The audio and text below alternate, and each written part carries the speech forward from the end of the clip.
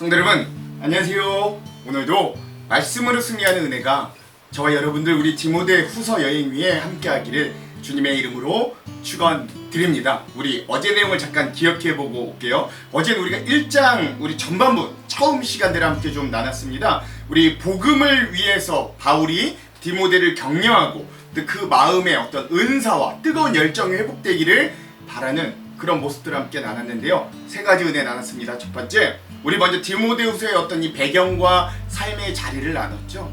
이제 바울이 정말로 순교를 바로 앞둔 얼마 안 되는 시점, 또 네로 황제로 인해서 오해와 누명을 얻은 기독교인에 대한 박해가 극에 달했던 시점, 또 교회 안에서는 교회 안에 그 외부적인 위협뿐만이 아니라 교회 안에서는 영지주의라든가 여러 거짓 교사들이 막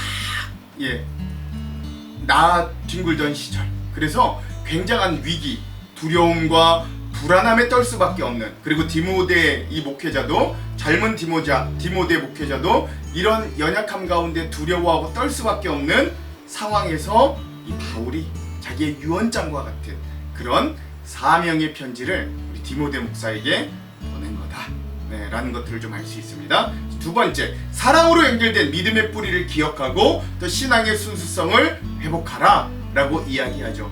바울은요, 디모데 목사가 이런 모든 상황 가운데 굉장히 두렵고 힘들다는 걸 알았습니다. 그러므로 두 가지를 기억하게 해요. 뭐냐? 첫 번째, 너의 안에 있는 이 믿음의 뿌리를 기억하라는 거예요.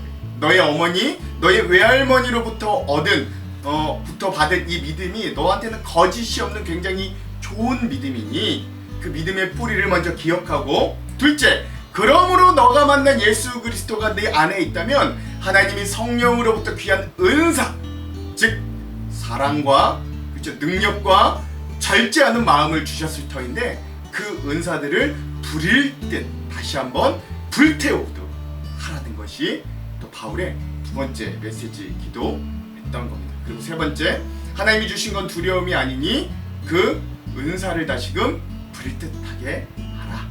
그 두려운 마음을 극복하고 주님이 주신 그 은사들을 통해 작은 불꽃이지만 그 불꽃이 온 상을 다 태워버릴 듯한 그 불꽃, 그 복음에 대한 열정, 그 은혜들을 다시금 회복하는, 거짓 없이 깨끗한 마음을 회복하고 그 불일 듯 일어나는 열정과 은사와 복음의 능력들을 회복하기를 간절한 마음으로 이야기하는 이 바울의 메시지들을 우리가 함께 어제 나누었습니다. 자, 오늘은 거기에 이어서 디모데후서 1-2의 시간입니다. 복음을 위한 격려와 고난으로의 초청 두 번째 시간이고요. 오늘의 분량은 1장의 남은 부분인 8절에서 18절까지 우리 함께 좀 보도록 하겠습니다. 제목을 짓자면 비장이요, 복음과 함께 고난을 받으라 라고 하는 제목을 지어보았습니다. 왜 이런 제목을 지었는가는 우리 내용을 함께 살펴보면 아실 수 있을 겁니다. 자, 그럼 오늘 이 부분을 본격적으로 들어가기 전에 두 가지 맥을 한번 짚어보고 가볼게요. 먼저 첫 번째, 오늘 말씀을 통해서 때론 우리의 삶이 좀 실패하는 것처럼 보일지라도 우린 여전히 그 복음의 자리를 지키고 있는가? 오늘 나의 모습을 한번 좀 되돌아봤으면 좋겠습니다. 자, 두 번째, 오늘 우리 공동체는 연약하고 넘어져 있는 성도들에게 과연 어떻게 대하고 있는가? 다가가고 있는 사람들인가? 우리 공동체도, 그 공동체 안에 있는 나의 모습도 한번 이 말씀을 통해 되돌아보는 그런 시간들이 되었으면 좋겠습니다. 자, 이런 두 가지 맥을 짚으면서 오늘 본문의 말씀들을 좀 함께 나누기를 소망합니다. 자, 그러면 오늘 세 가지 주제를 나누기 전에 오늘 디모데후서 1장 후반부의 핵심 구절 우리 두 군데인데요. 한번 나눠봅시다. 먼저 8절 그리고 13절과 14절입니다. 먼저 8절을 나눠볼게요.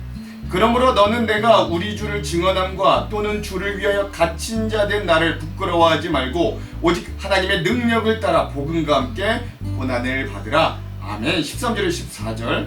너는 그리스도 예수 안에 있는 믿음과 사랑으로서 내게 들은 바 바른 말을 본받아 지키고 우리 안에 거하시는 성령으로 말미암아 내게 부탁한 아름다운 것을 지키라. 아멘. 그렇죠. 그래서 오늘 굉장히 중요한 주제들을 잘 나타내줘 있는 이 말씀들을 오늘 말씀의 핵심 구절로 함께 좀 삼아 보았습니다.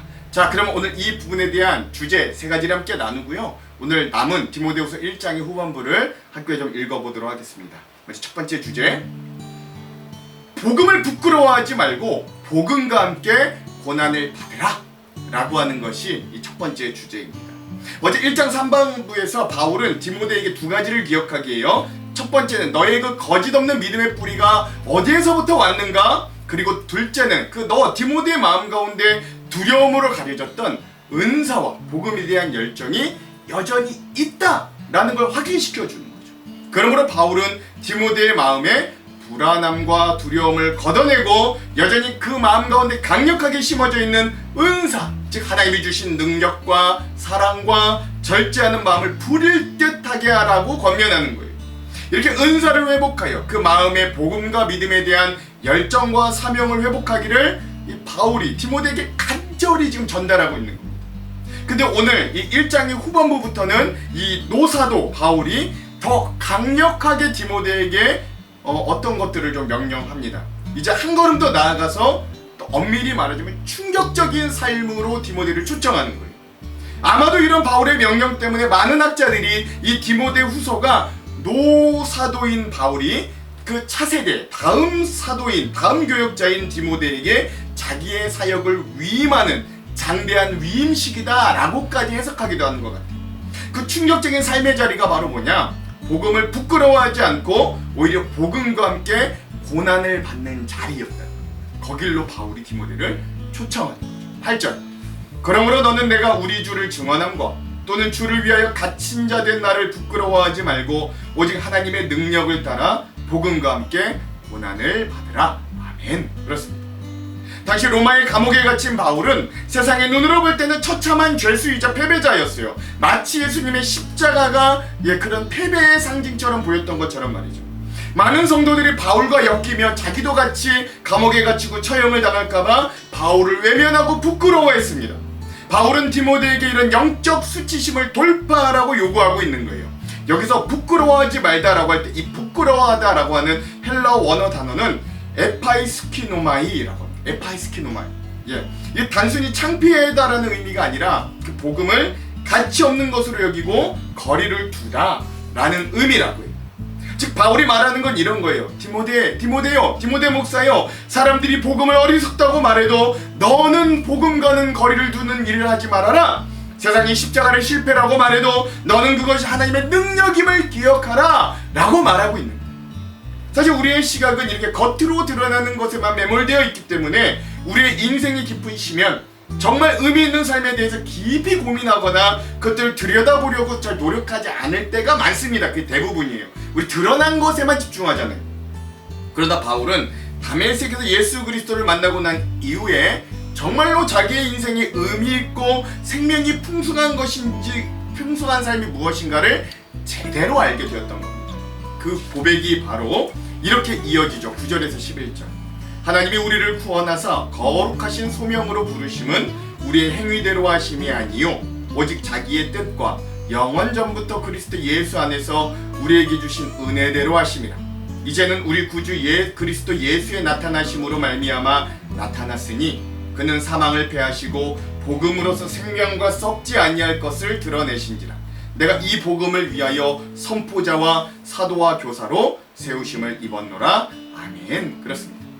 바울은 예수 그리스도를 다메섹에서 만난 이후에 세상적으로 보면 계속해서 하강하는 인생의 방향대로 살았습니다. 그러니까 원래는 높은 곳에 있다가 점점 세상 보기에는 안 좋은 곳으로 떨어지는 거예요. 세상 성공과는 점점 거리가 먼 인생이 되었어요. 그리고 결국 그의 인생의 말년마저도 차가운 지하 감옥 바닥에 갇혀 꼼짝없이 죽음을 기다리는 처참한 신세가 되고 말았습니다. 그럼에도 그는 복음을 단 한 번도 부끄러워하지 않았어요. 그는 로마로 합송되기 직전 재판장에서 아그리빠 왕과 베니게 왕비와 로마의 베스토 총독 앞에 서게 되었습니다. 그는 자신의 목숨을 위해 그 자리에서 변호하기보다는 그 자리에서도 복음에 대해 이렇게 선포합니다. 그리고 그는 그 재판 자리에서도 이렇게 말하죠. 사도행전 26장 29절의 말씀입니다. 바울이 이르되 말이 적으나 많으나 당신뿐만 아니라 오늘 내 말을 듣는 모든 사람도 다 이렇게 결박된 것 외에는 나와 같이 되기를 하나님께 원하나이다 하니라. 아멘. 그렇죠. 내가 이 사슬에 매여 있는 걸 제외하고는 여기 있는 당신 왕, 총독, 왕비를 포함한 모든 사람들이 나처럼 예수 믿고 복음으로 살게 되기를 소망한다고 그는 이야기할 정도였어요. 즉 바울은 복음을 전하는 일 때문에 고난을 받지만 이에 대해서 조금 더 부끄러워하지 않았어요. 그것은 그가 지금까지 믿어온 한 분 예수 그리스도를 잘 알고 있었기 때문입니다. 그 예수 그리스도 안에는 생명과 썩지 아니할 것이 있음을 정말로 그는 존재를 부딪혀서 경험으로 삶으로 알았기 때문이죠. 그래서 이렇게 고백해요. 오늘 본문의 12절, 이로 말미암아 내가 또 이 고난을 받되 부끄러워하지 아니함은 내가 믿는 자를 내가 알고 또한 내가 의탁한 것을 그날까지 그가 능히 지키실 줄을 확신함이라. 아멘. 그렇죠. 바울이 예수님을 만나고 그의 인생이 새로운 기준과 관점에서는 어떤 하강하는 것처럼 떨어지는 인생으로 보였을지 몰라도 그 하강에 가는, 떨어져만 가는 것 같은 그 인생 중에도 주님은 여전히 바울의 인생을 지켜주셨습니다. 수없이 복음 때문에 수없이 매맞고 굶주리고 모욕받고 옥에 갇히는 중에도 하나님은 언제나 그 모든 것들을 극복하고 이겨낼 놀라운 보호와 좋은 것들을 항상 제공해 주심으로 그를 경험케 해주셨다. 심지어 돌에 맞아도 그의 숨이 끊어지지 않게 하셨고 옥에 갇히면 지진을 통해서라도 그를 꺼내주셨고 유라굴로 광풍이 다가올지라도 그 배에서 바울을 통해 그 모든 선원들이 소망을 가지고 끝내 살아나게 하셨고 또한 멜리데 섬에 갇혔을 때 독사에게 물려도 죽지 않게 하셨어요. 즉 사명자는 그 사명이 다할 때까지 하나님의 어떤 상황과 고난이 다가와도 하나님이 지키시고 함께 하심을 바울은 얼마나 많이 평생을 다해 경험했는지 모릅니다. 그러니 더 이상 세상의 성공과 편리함보다는 고난과 괴로움이 때론 있을다 할지라도 매일이 놀라움과 은혜로 가득 찬 이 삶을 살기를 디모데에게도 간절하고 엄숙하게 명했던 거예요. 이런 바울에게는 주님은 내게 맡기신 걸 세상 끝날까지 안전하게 지키실 것이라는 확신과 믿음이 경험을 통해 있었고, 때론 그리 아니하신다 할지라도 내가 죽어도 그 죽음마저도 귀히 사용하시고 결국 영생으로 인도하실 하나님을 바울은 끝내 붙잡았던 겁니다.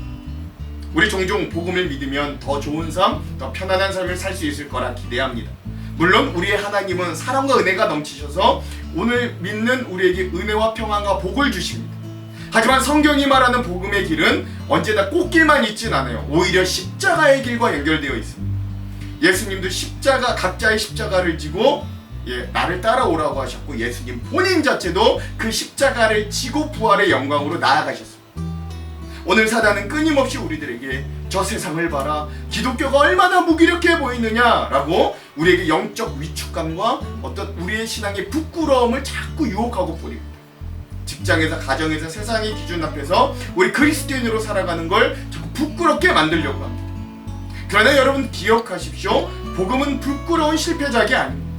심지어 오늘 우리 그리스도인들 스스로가 복음과 교회와 우리의 신앙을 우리의 잘못으로 스스로 부끄럽게 만들었다 할지라도 복음은 결코 부끄러울 수 없는 거예요.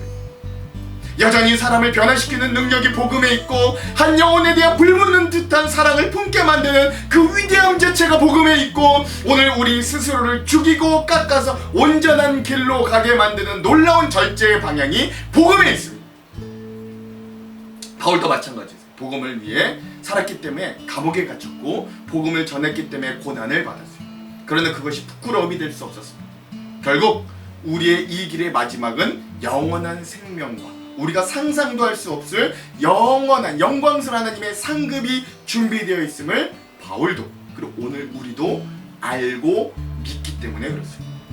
오늘 우리가 바울과 같이 할 수 있겠습니까마는 그럼에도 믿음 때문에 다가오는 어떤 불편과 손해와 때로는 고난을 피하지 않고 우리가 복음대로 전진할 때 사망을 패하신 예수님의 생명력이 오늘 우리의 삶의 현장에서 증명될 줄로 믿습니다. 이 도전과 은혜가 이 말씀을 묵상하고 있는 우리 모두에게 가득하게 임하기를 먼저 주님의 이름으로 축원드립니다. 자, 오늘 디모데후서 1장 후반부의 두 번째 주제는요, 복음은 보관하는 게 아니라 사명으로 지키는 것이라는 걸 우리에게 알려주죠.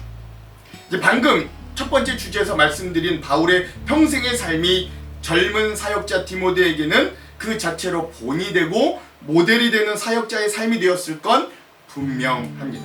그러므로 바울은 그런 자신의 사역으로 가득 찬 삶을 본받아 너에게 전달된 그 아름다운 복음을 끝까지 지키라고 디모데에게 이렇게 명령해요. 12절에서 14절. 이로 말미암아 내가 또 이 고난을 받되 부끄러워하지 아니함은 내가 믿는 자를 내가 알고 또 내가 의탁한 것을 그날까지 그가 능히 지키실 줄을 확신함이라. 너는 그리스도 예수 안에 있는 믿음과 사랑으로서 내게 들은 바 바른 말을 본받아 지키고 우리 안에 거하시는 성령으로 말미암아 내게 부탁한 아름다운 것을 지키라. 아멘. 그렇습니다. 바울이 차디찬 감옥의 바닥에서도 당당할 수 있었던 이유는 내가 믿는 자를 내가 알기 때문이라고 말해요. 내가 믿는 자, 나는 예수 그리스도가 어떤 분인지를 정확히 안다는 거예요. 여기서 안다라고 해당하는 헬라어는 오이다, 히브리어로는 야다. 이거 이론적인 지식이 아니라 깊은 신뢰와 인격적인 경험을 바탕으로 체득된 알매의 상태를 말합니다. 바울은 자신이 처한 감옥이라는 절망적인 환경보다도 자신이 신뢰하는 그 예수 그리스도의 신실하심을 더 크고 정확하게 알았던 거예요. 그러기에 내 생명과 사역을 하나님께로 의탁하면 그날 심판과 재림이 있는 날까지 하나님이 나를 능히 지키실 거라 바울은 확신했어요. 이 확신이 있었기 때문에 바울은 디모데에게 이단들의 거짓 가르침과 영지주의의 유혹 속에서도 자기 자신에게 들은 그 복음, 그 바른 말을 본받아 지키고 또 내가 너에게 전달해준 그 복음, 아름다운 것, 순전한 복음을 끝까지 사수하라고 명령할 수 있었던 겁니다. 여기서 그 아름다운 걸 지키라 라고 할 때 지키다 라고 하는 헬라어 단어는요, 필라소라고 합니다. 군인이 성을 지키는 모습을 표현할 때 사용하는 단어라 그래요. 즉 바울은 디모데에게 이렇게 말하는 거예요. 복음을 너 대충 간직하지 말아라. 복음은 목숨을 걸고 지켜야 돼. 보물처럼 붙들라 라는 거예요. 왜 복음을 지켜야 돼요? 이 당시 에베소 교회 안에는 다른 가르침들이 수없이 쏟아져 들어왔거든요. 사람들이 하나님의 말씀보다는 자기의 생각을 앞세우기 시작했거든요. 그래서 바울은 말하는 거예요. 복음은 시대에 맞게 변형시키는 게 아니다. 복음은 시대 속에서도 변함없이 지켜야 된다. 오늘 우리 시대와 오늘 우리의 상황도 비슷합니다. 아니 똑같습니다. 사람들은 진리보다도 편한 말을 찾습니다. 듣기 좋은 말씀들만 원합니다. 하지만 하나님의 사람은 사람들이 원하는 말을 전하는 사람이 아니라 하나님이 맡기신 그 복음을 전하는 사람입니다. 교회가 세상 속에 해야 될 가장 중요한 일은 뭐예요? 더 많은 것을 가지게 만드는 게 아니라 복음을 잃지 않게 하는 거예요. 어떤 좋은 프로그램보다 더 중요한 건 복음과 말씀이 전달되게 하는 거죠. 인기보다 중요한 게 진리. 오늘날 현대 그리스도인들의 가장 큰 위기는 복음을 많이 모르는 게 아니라 내가 믿는 하나님이 누구인지 정직하게 체험하지 못한다는 것. 복음은 머리로 알아도 그 복음을 삶으로 경험해내지 못한다는 데 있어요. 옳고 그름의 기준이 하나님의 말씀이 아니라 내 감정과 세상의 여론이 되어버렸습니다. 유튜브의 자극적인 메시지나 세상 철학이라는 다른 교훈이 오늘 우리의 마음과 우리 공동체에 밀려올 때 우리를 요동하지 않게 붙들어줄 유일한 닻은 성령 안에서 확실한 복음의 절대적인 권위뿐입니다. 내 힘을 빼고 내 안에 내주하시는 성령님을 의지하시기 바랍니다. 말씀의 거울 앞에 서서 내 삶의 틈새를 메우고 주님이 맡기신 아름다운 진리를 끝까지 사수하는 성숙한 일꾼이 되시기를 또한 간절히 소망드립니다.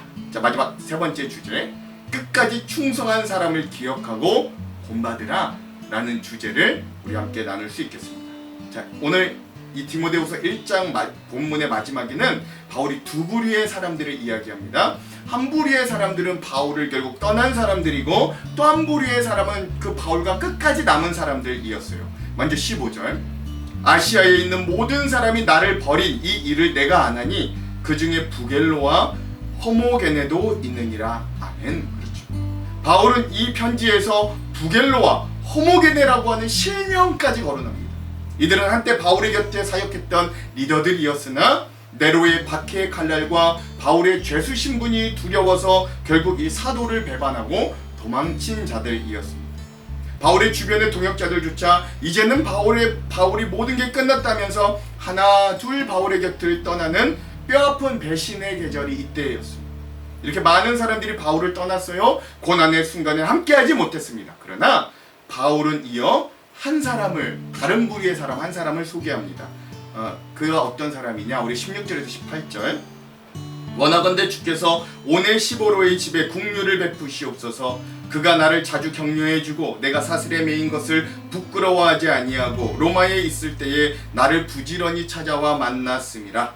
원하건대 주께서 그로 하여금 그날의 주의 국류를 입게 하여 주옵소서. 또 그가 에베소에서 많이 봉사한 것을 내가 잘 아느니라. 아멘. 그렇습니다. 여러분, 떠난 사람도 있지만 이 칠흑 같은 암흑기에 여전히 빛을 잃지 않는 한 사람이 또한 있었던 거예요. 그가 바로 오네시보로였습니다. 이 오네시보로라고 하는 이름은 헬라어에서 유래한 이름으로 도움을 주는 자, 유익을 가져오는 자라고 하는 의미가 있었습니다. 흥미로운 건 그 이름과 삶이 일치한다는 거예요. 그는 단순히 이름만 도움을 주는 자, 유익을 가져오는 자가 아니라 실제로 바울에게 큰 위로와 유익을 가져다 준 사람이었어요. 여러분들, 이 이름이 조금 익숙하지 않으십니까? 빌레몬스에 등장하는 빌레몬 장로의 노예 출신인 오네시모를 생각하게 하는 이름이 바로 오네시보로이기도 합니다. 그래서 한때 여기 디모데후서 1장에 등장하는 오네시보로가 그 빌레몬서에 등장하는 오네시모랑 동일인이 아닌가라고 하는 연구가 이루어지기도 했습니다. 왜냐면 이름 뜻도 비슷하고요. 또 바울과 연관되어 있고요. 공통점이 좀 몇 개 있었기 때문이에요.